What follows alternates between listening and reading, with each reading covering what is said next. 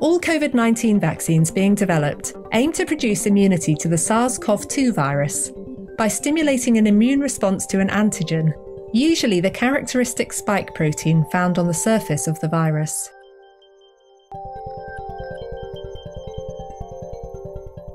Some traditional vaccines achieve this by modifying the virus to weaken or disable it, so that when introduced to the body, an immune response can be generated to the antigen, without the virus causing disease. When the immune system comes into contact with the weakened virus, its defences, such as antibodies and T cells, attack the virus or infected cells.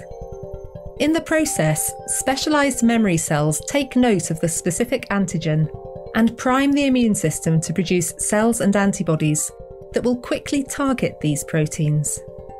So the next time that person is exposed to the same virus, the immune system is ready to fight it off.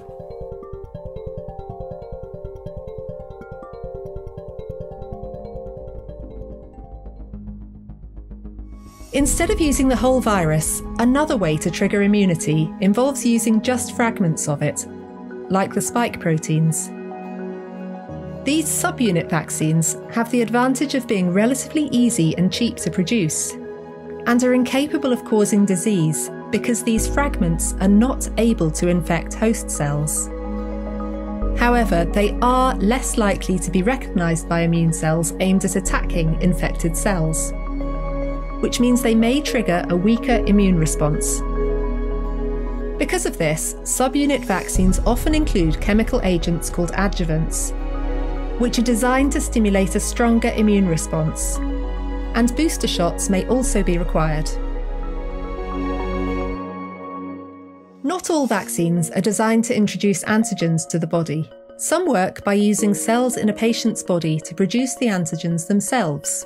Examples include viral vector vaccines and mRNA vaccines. In both cases, the goal is to get a short fragment of genetic code taken from the target pathogen, in this case the SARS-CoV-2 virus that causes COVID-19, into the patient's cells. By hijacking the cellular mechanisms, these kinds of vaccines mimic the way viruses normally reproduce during natural infection. But rather than creating copies of the virus, the cells only produce large amounts of antigen that then usually trigger a strong immune response. Viral vector vaccines achieve this by inserting the genetic code for the antigen into a harmless virus, which effectively acts like a delivery system to get the code into the cells without causing disease. Vector-based vaccines can be complex to develop, but they can trigger strong immune responses without the need for adjuvants. And in theory, one type of vector can be used to deliver code for a range of different antigens, which can speed up vaccine development.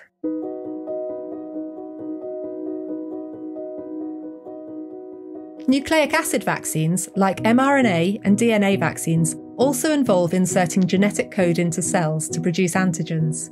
But instead of using viruses to deliver the code, these vaccines take a more direct approach that involves inserting the code directly into cells, either by attaching it to a molecule or by forcing it into cells using a gene gun. These vaccines can be quick and cheap to develop, but they are a relatively new technology.